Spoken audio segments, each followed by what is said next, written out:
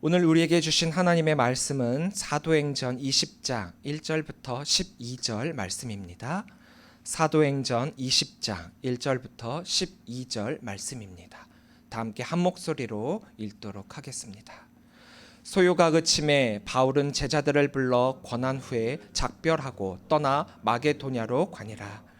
그 지방으로 다녀가며 여러 말로 제자들에게 권하고 헬라에 이르러 거기 석 달 동안 있다가 배 타고 수리아로 가고자 할 그때에 유대인들이 자기를 해하려고 공모함으로 마게도냐를 거쳐 돌아가기로 작정하니 아시아까지 함께 가는 자는 베레아 사람 브로의 아들 소바더와 데살로니가 사람 아리스다고와 세군도와 더벳 사람 가이오와 및 디모데와 아시아 사람 두기오와 드로비오라. 그들이 먼저 가서 드로아에서 우리를 기다리더라. 우리는 무교절 후에 빌립보에서 배로 떠나 닷새만에 드로아에 있는 그들에게 가서 이레를 머무니라. 그 주간의 첫날에 우리가 떡을 떼려 하여 모였더니 바울이 이튿날 떠나고자 하여 그들에게 강론할세 말을 밤중까지 계속하매 우리가 모인 윗다락에 등불을 많이 켰는데 유두고라 하는 청년이 창에 걸터 앉아 있다가 깊이 졸더니 바울이 강론하기를 더 오래 하매 졸음을 이기지 못하여 3층에서 떨어지거늘 일으켜 보니 죽었는지라.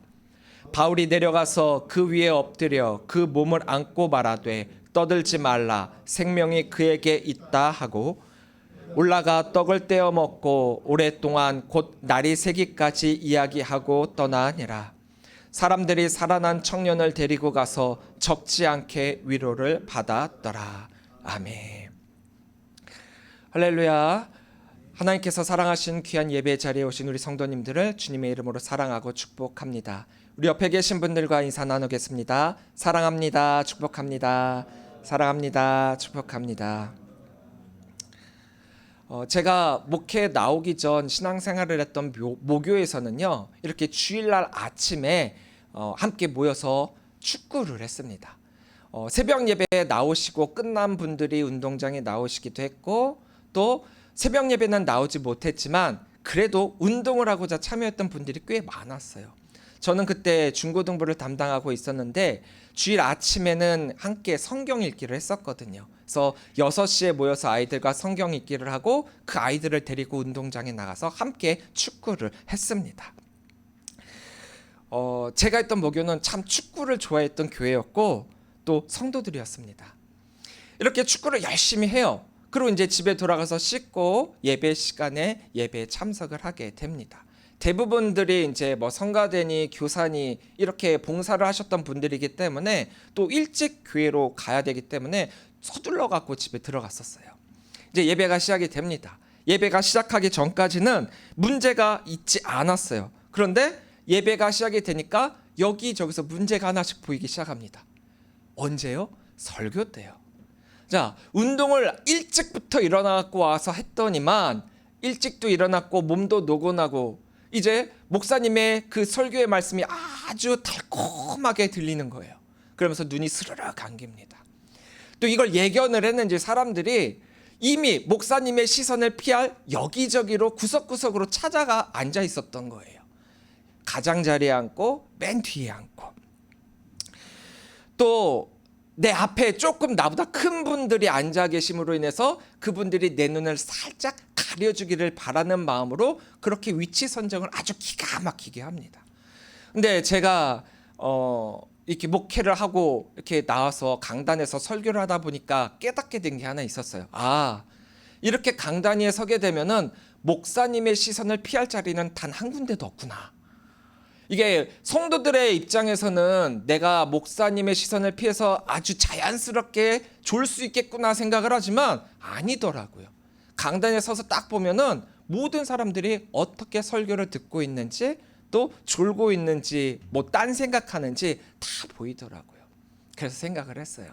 아, 목사님이 몰라서 모른 채 해주는 게 아니라 알면서도 성도들의 그 피곤함을 위로해 주시고자 아무 말 안 하시고 설교하고 계시는구나. 목사님께서 굉장히 마음이 안 좋으셨겠다라는 생각이 들었어요.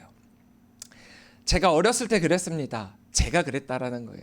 저도 이상하게 몸이 피곤하고 그러다 보면은 설교가 한 40분 정도 하신다 그러면은 10분 정도는 꼭 졸았던 것 같아요.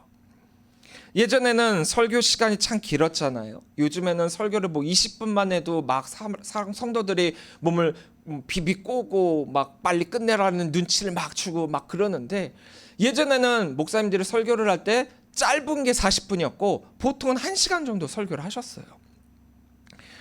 몸이 피곤하고 노곤한 이유가 설교 시간에 조는 핑계가 될 수 있습니다. 하지만 또 다른 이유도 있었어요.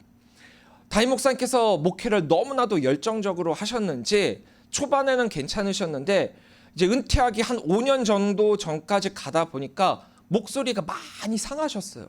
그래서 말씀을 하시면 굉장히 쇳소리가 나고 쉰소리가 나갔고, 설교를 하시는데 어떤 메시지를 전달하시고자 하는지 무슨 말씀을 하든지 알아들을 수 없을 정도까지 목이 많이 상하셨어요. 몸은 노곤하죠. 목사님 소리는 뭔 소리인지 들리지가 않죠. 자연스럽게 그냥 설교 시간에 많은 사람들이 졸게 되는 거예요. 이런 일들을 경험한 이후에 제가 목회자가 된 이후 결심한 게 하나가 있습니다. 첫째, 설교를 너무 길게 하지 말자. 길게 한다고 좋은 게 아니더라고요. 둘째, 짧게 말씀을 담아 전달을 하면서 성도가 잘 들을 수 있도록 신경을 쓰자. 특별히 딕션, 발음에 신경을 써갖고 성도들이 목사님이 무슨 말을 하고 있는지 정확하게 들을 수 있도록 하자. 셋째, 성도가 졸만한 지루한 설교를 하지 말자. 제가 이렇게 좀 결심을 하게 됐어요. 예배 시간에, 특히 설교 시간에 성도들이 조는 것에 대해서는 목사님들이 굉장히 큰 고민에 빠집니다. 여러 가지 생각이 들죠. 내 설교가 정말 형편없어가지고 이렇게 조는 건가? 아니면 저분들이 일주일 동안 어떤 힘든 일이 있으셔갖고 또 이렇게 이 교회 와갖고 이렇게 졸게 되는가? 내가 저들을 위해서 어떻게 위로를 해야 되는가? 참 많은 고민들을 하게 돼요. 근데 목사님들 입장에서는 이 강단에 설 수 있는 게 굉장히 특권이기도 하잖아요. 그러니까 성도들에게 굉장히 좋은 말씀으로 잘 먹이고 싶은 욕심이 있어요. 그래서 목회자는 설교 시간에 이렇게 설교를 하게 된다라고 하면 조는 분들이 보게 될 때 굉장히 마음이 상처를 받게 돼요. 내가 얼마나 못했으면, 혹은 저분이 어떤 이유가 있어서. 오늘 본문에 나오는 청년 유두고의 이야기가 나오고 있죠. 너무나도 많이 우리들에게 알려지고 유명한 이야기입니다. 청년 유두고가 설교 말씀을 듣다가 창가에 걸터 앉아 있었는데 졸다가 떨어져 죽었다. 그래서 목사님들이 이 본문을 가지고 설교를 할 때 대부분은 이렇게 메시지를 전하세요. 어떻게 하느냐? 설교를 듣는 자의 태도와 자세가 중요하다. 어떻게 설교를 들어야 하는지 집중을 해갖고 설교를 들어야 한다. 말씀을 듣기 위해, 또 예배를 하기 위해 교회에 왔다면 일단 설교 말씀을 잘 들을 준비를 갖춰야죠. 영적 양식을 쌓을 준비를 가지고 있어야죠. 근데 어떤 분들은 아예 설교 시간을 예배 시간에서 스킵을 해버리는 사람들도 꽤 많아요. 아까 제가 말씀드렸죠. 내가 졸 거를 미리 예상을 해갖고 목사님의 시선을 피해서 앉는 사람들이 꽤 많다라는 거예요. 들을 생각도 없고 들으려고 집중하지도 않고 또 딴 생각으로 혹은 다른 행동으로 혹은 주는 것으로 이 설교를 스킵해버리는 경우가 꽤 많이 있습니다. 바울은 에베소 사역 마지막 기간에 일어난 큰 소동을 겪은 이후에 이제 제자들을 불러 권면하고 격려하고 그동안 그들이 겪었던 많은 어려움들을 위로하고 이제는 마게도냐로 떠나게 됩니다. 마게도냐 여러 지방을 다니면서 많은 말씀으로 권면을 했고 특히 헬라, 그리스 땅에도 복음을 전했다라고 하죠. 그런 다음 다시금 마게도냐를 거쳐서 드로아에 이르게 됩니다. 이곳 드로아 땅에서 이제 7일 동안, 1회 동안 이제 머물며 말씀을 전하게 돼요. 여기서 우리는 바울 이 사도의 마음을 엿볼 수 있게 됩니다. 그는 복음을 전하고 말씀을 선포했을 때 그 복음을 단순히 그 땅에서만 전하고 나는 전하고 떠난다라는 마인드로 복음을 전했던 것이 아니라 그 땅에 교회를 세우고 나는 떠난다가 아니라 그들을 향한 끝까지 AS, 신앙의 AS까지 책임졌던 자예요. 그러니까 떠나고 만다, 이제 여기는 나와 상관이 없다가 아니라 내가 전한 복음 끝까지 저들이 신앙생활 잘할 수 있을 때까지 내가 케어하리라. 이런 마인드로 성도들을 향해 복음을 전하게 돼요. 그러니까 처음 복음을 전하는 마인드 자체가 달랐다라는 거죠. 그냥 이렇게 하고 끝난다. 우리는 흔히 전도를 하면요, 전도를 해서 교회 데리고 앉히고 교회 안에 데리고 오는 것만으로 그것이 전도라고 생각을 하는데 그게 전도가 끝이 아니라는 거예요. 전도는요, 한 영혼이 교회 안에 발을 내딛고 그가 심기어져 씨앗이 싹을 틔우고 열매를 맺어 한 사람의 그리스도인이 될 때까지 AS 해주는 것, 돌봐주는 것, 그것까지가 전도라는 거예요. 바울은 바로 그런 사명을 가지고 있었다라는 거죠. 성도들을 권면하며 말씀으로 세우는 일을 굉장히 중요하게 여겼습니다. 바울은 단순히 여행을 한 게 아니잖아요. 지금 이 상황은 제3차 전도 여행, 선교 여행 중입니다. 벌써 3번째 전도 여행이에요. 복음을 전하는 증인으로 살았고 영혼을 돌보는 목자로서의 삶을 살았습니다. 이재기저서 사도행전에서 리더십을 배우다라는 책에서 이 저자는요, 윌리엄 바클레이의 말을 인용해 갖고 바울의 이러한 사역을 영혼의 산소라고 표현을 했어요. 산소. 살아있는 사람이라면, 생명이라면 누구에게나 필요한 거잖아요. 바울의 이러한 말씀과 선포와 격려와 위로가 바로 한 사람의 성도를 살리는 영혼의 산소가 되고 있다라는 겁니다. 우리는 격려가 필요하고 또 격려를 받을 때 힘을 얻게 되죠. 바울이 사람들을 권면하고 격려하며 말씀을 세우는 일을 했다는 그 자체가 곧 영혼의 산소를 공급해 준 것이고 그들이 살아갈 수 있는 힘을 주고 있는 것입니다. 신앙생활은 한 번의 것으로 끝나는 게 아니잖아요. 우리가 예수님을 믿었다, 그것으로 끝나는 게 아니잖아요. 계속해서 지속적으로 우리가 왜 주일마다 이렇게 예배에 참석합니까? 지속적으로 주시는 말씀으로 힘을 얻고 권면을 받고 교제 속에서 믿음을 지켜나가야 되기 때문이잖아요. 바로 우리의 영혼이 산소를 공급받듯이 말입니다. 그래서 멈추는 게 아니라 계속 움직여야 되는 거예요. 우리의 신앙과 믿음은 움직여야 됩니다. 그래서 믿음은요, 신앙은요, 명사가 아니라 동사예요. 그랬기에 바울은 그 사역을 포기하지 않고 계속해서 전도 여행을 다녔던 거예요. 신앙생활을 하는 우리 역시도 여행을 하는 게 아닙니다. 그냥 여행이 아니라 우리의 신앙의 길은 편안한 여행이 아니라 주의 몸된 교회를 세우고 돌보는 헌신의 여정임을 잊지 말아야 돼요. 헌신이라는 말 자체가 나의 몸과 마음의 최선의 것을 다해서 힘을 다하는 것 아닙니까? 그런 가운데 어려운 일들이 생길 수 있단 말이에요. 바울도 어려운 일들이 생겼습니다. 이렇게 복음을 전하고 많은 이들이 복음으로 변화받는 놀라운 일들만 일어난 게 아니라 바울의 삶은 늘 쫓겨다니는 삶이었잖아요. 죽음의 위협이 있었잖아요. 매도 많이 맞았고 감옥에도 많이 갇혔잖아요. 그럼에도 그는 왜 나에게 이런 일이 생기는가라고 하는 원망이나 불평이 있었던 것이 아니라 아하, 내가 제대로 된 신앙생활을 하고 있기에 받게 되는 고난이구나. 내가 제대로 된 신앙의 나침판을 가지고 살아가고 있구나 라고 여기면서 묵묵히 그 길을 걸어가고 있지 않습니까? 많은 반대 대적자들에 의해서 고난을 받았던 바울이지만 그는 그럼에도 불구하고 그랬기에 복음을 포기하지 않았던 바울입니다. 7절부터 8절 말씀을 우리 함께 보도록 하겠습니다. 그 주간의 첫날에 우리가 떡을 떼려 하여 모였더니 바울이 이튿날 떠나고자 하여 그들에게 강론할세 말을 밤중까지 계속하매 우리가 모인 윗다락방에 등불을 많이 켰는데. 자, 바울이 드로아에서 일주일 동안 머물면서 성도들과 교제를 나누게 됩니다. 그리고 주일에 모여 떡을 떼며 성찬을 나누고 말씀을 이제 나누게 되는 거예요. 이제 바울은 오늘만 이 자리에 있어요. 오늘 여기에서 말씀을 전하면 내일 이제 난 떠나가야 돼. 더 이상 이 드로아에서 성도들에게 말씀을 전할 수 없게 돼요. 그러니까 조금이라도 더 여기에 모인 성도들에게 많은 말씀을 전하고자 얼마나 열정적으로 설교를 했겠습니까? 부흥회를 가면요, 예전에는 부흥회를 정말 12시까지 넘기고 목사님들이 한번 설교 시작하면 막 3시간 4시간씩 설교를 하셨어요. 그럼에도 목사님들이, 그 강사님들이 열정적으로 그렇게 말씀을 전하셨잖아요. 똑같은 거예요. 왜냐? 그 강사님들은 나는 여기가 마지막이다, 다시는 여기 올 수 없다, 내가 줄 수 있는 최선의 것을, 최고의 밥을 지어 주겠다라고 하면서 열심히 설교를 하신단 말이에요. 얼마나 길었겠습니까?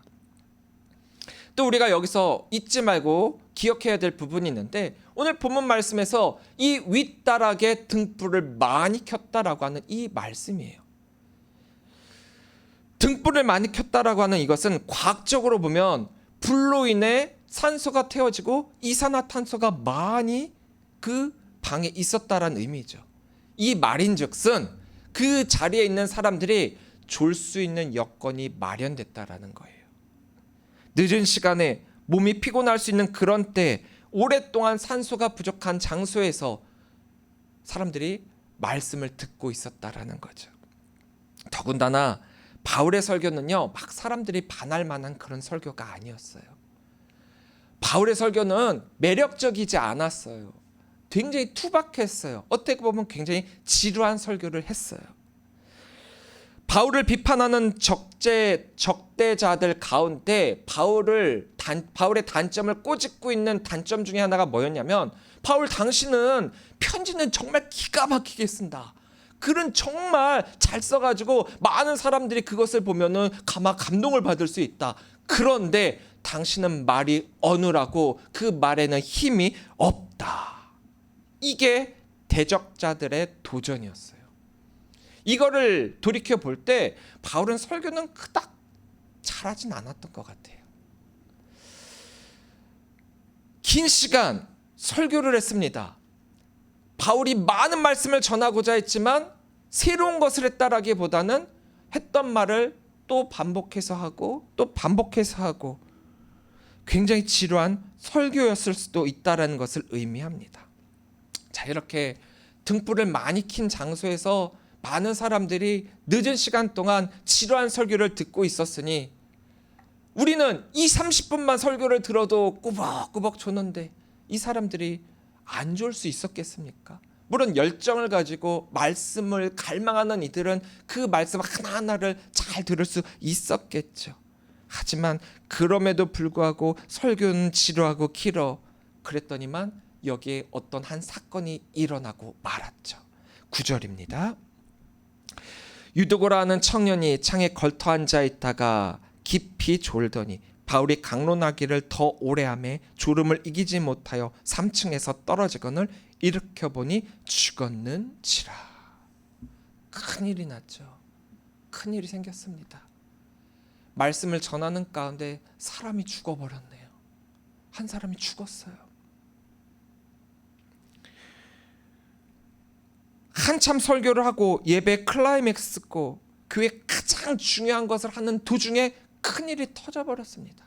여러분들 교회에서 예배를 하다가 한 사람이 갑자기 거품을 물고 쓰러지고 죽었다라고 한번 해보세요. 어떻게 되겠습니까? 모든 예배는 중지가 되고 그 교회의 모든 것들은 멈춰버리게 되겠죠. 생명을 살리기 위해 예배에 나왔고 생명을 살리기 위해 말씀을 전했는데 생명이 죽었어요. 예배하다가 사람이 죽었잖아요. 이것을 뭐라 말해야 됩니까? 하나님을 위한 예배, 하나님께 생명을 공급받기 위해 참여한 예배인데 사람이 죽었어요. 세상 사람들은 이것을 보고 뭐라 이야기를 하겠습니까? 예수를 너무나도 잘 믿고 신실히 생활하던 이가 불의의 사고를 당해서 일찍이 죽게 되었습니다. 예수를 믿지 않는 세상의 사람들은 너도 나도 이것을 손가락질하며 하나님의 신실하심을 의심하고 거봐라, 예수 믿는다라고 해서 뭐가 잘 되냐, 저렇게 불의한 사고로 인해 일찍 죽게 되었는데, 우리의 믿음과 신앙을 방해하는 요건이 되고 꺼리가 되고 있습니다. 이 사건의 발생 자체가 우리들에게 두 가지의 경고를 주고 있어요. 하나는 말씀을 전하는 자에 대한 경고이고 또 하나는 말씀을 듣는 자에 대한 경고입니다. 설교를 준비하다 보면요, 참 신기하더라고요. 똑같은 말씀을 목사님들이 몇십 년씩 설교를 준비하는데 참 볼 때마다 말씀의 내용이 달라지고 볼 때마다 전해야 될 메시지의 핵심이 달라질 수도 있어요. 이때는 이게 보였는데 단 때는 딴 게 보여요. 그래서 준비를 하다 보면 굉장히 예배가 쉽게 설교가 준비될 때가 있는 반면 또 어떤 때는 준비가 잘 안 되는 때가 있어요. 정말 오랫동안 본문을 묵상을 하고 또 이것저것 책을 읽는데 한 줄도 써지지 않는 거예요. 저도 그런 경우를 참 많이 경험을 했거든요. 또 어떤 때는요, 컴퓨터 앞에 딱 앉았는데 본문을 딱 봤잖아요. 본문을 보자마자 말씀이 써지는 경우도 있어요. 그런데 이것과는 별개로 설교를 하기 위해 강단에 섰을 때, 그리고 그 설교가 끝났을 때 설교자는 단번에 알 수 있는 것이 하나 있습니다. 아, 오늘 설교 죽 썼구나. 신기해요. 저는 준비를 정말 열심히 했다라고 잘 썼다라고 생각을 하는데, 그래서 맛있는 밥을 지었다라고 생각을 했는데 먹는 입장상 그것이 죽이 되어 버린 거예요. 또 어떤 때는 내가 준비를 너무나도 부족해갖고 힘들고 아무리 묵상을 해도 어떻게 메시지를 전달해야 될지 잘 모를 때가 있습니다. 그래서 밤늦게까지 원고를 붙잡고 씨름을 했는데, 그래서 포기를 하고 아침에 설교를 했는데 많은 분들이 그 말씀에 은혜를 받을 때가 있단 말이에요.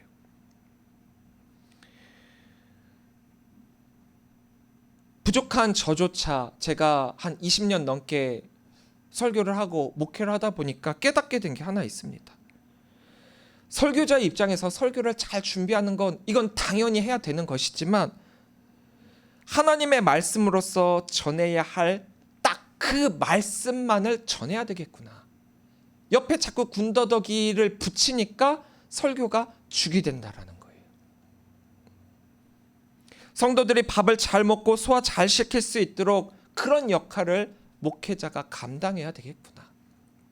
그래서 전하는 자로서의 설교에 집중하기보다 말씀을 듣는 자에게 주어지는 말씀으로 설교를 해야 되겠다라는 그런 생각이 들게 되었어요. 그렇잖아요. 이게 지켜지지 않을 때 이런 일들이 일어나더라고요. 하나님의 말씀이 인간의 언어가 될 수가 있고 하나님의 은혜가 사람의 이해득실로 바뀔 수 있으며 또 하나님을 망령되이 여기는 그런 자가 설교를 빙자하여 사람들을 선동하고 하나님이 받으셔야만 하는 그 영광을 그 자신이 받게 되는 참담함을 일으킬 수 있게 된다라는 거죠. 바울의 설교를 듣기 위해 늦은 밤까지 모인 이들입니다. 얼마나 열정적이었겠어요. 여러분들, 제가 어렸을 때 생각해 보면 80년대 90년대 그 부흥성에는요 정말 뜨거웠어요. 새벽까지 하는데도 많은 이들이 떠나지 않고 그 자리에서 찬양하고 기도하고 부르짖고 굉장히 뜨거웠습니다. 근데 오늘날의 부흥성에는 어떻습니까? 1시간만 해도 너무 길대요. 기도하고 돌아가자라고 해도 너도 나도 집에 가기 바빠요. 말씀을 사모하여 나온 분들도 있죠. 근데 대부분은 형식적으로 참여하는 분들도 꽤 많습니다. 지금 이들은 말씀을 사모하여 모인 이들이죠. 이렇게 모였다라는 것 자체가 그들의 신앙이 얼마나 뛰어났음을 보여주고 있습니다. 또 얼마나 많은 사람들이 이 자리에 모였는지는 잘 알 수가 없어요. 하지만 이 유두고라고 하는 사람이 창가에 걸터 앉았다라고 하는 이것은 아마도 앉을 자리가 없어가지고 자기 자리를 거기로 잡았을 수도 있었을 거예요. 아니라면 일부러 말씀과 공동체의 중심이 아니라 가장자리를 찾은 것일 수도 있었겠죠. 뭐 어떤 이유였는지는 정확히는 모르겠습니다. 하지만 그가 앉은 자리는 창가였다라는 거예요. 어떤 분들은 교회 가면 꼭 찾는 자리가 있어요. 안내위원들은 대부분 앞자리부터 앉게끔 이렇게 안내를 하잖아요. 근데 꼭 고집을 부리고 앞에 안 가겠대요. 뒤에 앉거나 가장자리에 앉는 분들, 거기만 찾아서 앉는 분들이 있어요. 그렇게 되면 앞에서 제 경험담으로 얘기 드렸던 그것처럼 자꾸 목사님의 시선을 피하고 또 말씀을 안 들으려고 하는 거리를 찾게 되더라고요. 우리의 신앙은 말이죠, 중심이 아니라 주변에 있을 때 위험할 수 있어요. 늦은 시간이었기에, 또 설교가 길어졌기에, 또 산소 부족으로 졸음이 몰려왔기에, 또 낮에 있었던 모든 피곤함이 한꺼번에 몰려왔기에 졸을 수도 있죠. 졸을 수도 있습니다. 하지만 왜 유두고만 졸았겠습니까? 여기 있는 사람들 중에 좋은 사람이 없었을까요? 아니요, 있었어요. 있었을 거예요. 그런데 졸았다라고 하는 그거 자체가 문제가 된 건 아니에요. 근데 이 졸음이 문제가 된 이유는 유두고가 어디에 있었느냐? 창가에 걸터 앉아 있었기 때문에 이 졸음이 문제가 된 거죠. 그가 앉았던 자리는 죽음의 위험이 있었던 그런 자리입니다. 한시도 긴장을 늦춰서는 안 되는 자리였던 거예요. 중심을 딱 잡고 떨어지지 않게끔 손으로 붙들고 있었어야 되는 자리였어요. 근데 순간의 방심이, 순간의 졸음이 그를 죽음으로 몰아가게 만들었다라는 거죠. 단순한 졸음으로 끝날 수 있었던 것이 죽음으로까지 이르게 되었다라는 겁니다. 이것은 단순한 졸음의 문제가 아니라 말씀을 소홀히 여길 때 찾아오는 영적 위험에 대한 경고이기도 합니다. 스스로 말씀에서 멀어지려고 할 때, 공동체에서 멀어지려고 할 때, 나는 아니라고 할 수 있을지 모르지만 그런 경계선에 내 자리를 찾고 앉아 있을 때, 그것은 육신뿐만 아니라 우리의 영혼이 서서히 죽어가게 된다라는 사실을 잊지 말아야 합니다. 하나님은 우리들에게 분명하게 깨어있으라 말씀하셨죠. 깨어있으라. 이건 우리에게 졸지 말라는 의미이기도 하지만 신앙의 중심에 서 있으며 복음 앞에 집중하라는 말씀입니다. 졸음은 단순한 신체 현상일 수 있어요. 누구나가 졸 수 있습니다. 누구나 피곤할 수 있고 나도 졸음의 사람이 될 수 있어요. 저도 젊었을 때 굉장히 많이 졸았던 것 같아요. 그러나 졸았다라는 것 그 자체가 문제가 된 게 아니죠. 마음은 딴 데가 있고 세상 생각에 사로잡혀 있고 하나님의 말씀에 집중하지 않았다. 여기에 문제가 있었던 것입니다. 설교자가 설교를 제대로 준비하지 못해서 성도들이 졸게 되었다. 이것은 아마 영적 지도자로서의 책임 망각, 또 책임 소재가 또 책임 추궁을 할 수 있는 그런 거리가 될 거예요. 하나님은 아마도 목회자들에게 그런 책임을 물을 것입니다. 반대로 설교를 듣고 있는 자들에게도 분명하게 말씀하실 거예요. 너에게 주는 그 생명의 말씀에 대해서 너는 그것을 어떤 마음가짐으로 받아들이고 있느냐. 저는 그래서 이 설교의 자리에 설 때마다 굉장히 떨림을 가지고 있습니다. 설교 준비 자체가 떨리진 않아요. 원래는 제가 굉장히 내성적이어서 사람들 앞에 뭔가를 말한다라고 하는 것이 굉장히 부담이 됐던 때도 있습니다. 하지만 그것까지도 하나님이 사명으로 극복하게 해주시더라고요. 근데 사람들에게 설교라고 말을 하고 또 이렇게 선다는 것 자체가 두렵고 떨림이 아니라 복음이 나의 입술을 통하여서 제대로 전해지고 있는가, 이 자리에 섰을 때 과연 하나님의 말씀, 복음만을 전하고 있는가. 씨를 뿌리는 것이 농부의 사명이기는 하죠. 하지만 농부가 그냥 씨를 뿌리는 게 아니잖아요. 열매를 거둘 것을 소망하며 뿌리는 거잖아요. 마찬가지로 목회자가 설교를 할 때 그냥 설교를 하고 끝내는 것이 아니라 이 설교를 통해 얼마나 많은 성도들이 은혜를 받을 수 있을 것인가, 열매를 얻게 될 것인가, 거기에 소망을 두며 설교를 해야지, 나는 끝났다, 그냥 설교한 그 자체만으로 그것을 내팽겨 쳐버린다면 아마 하나님께서는 그것에 대한 책임을 물으실 거예요.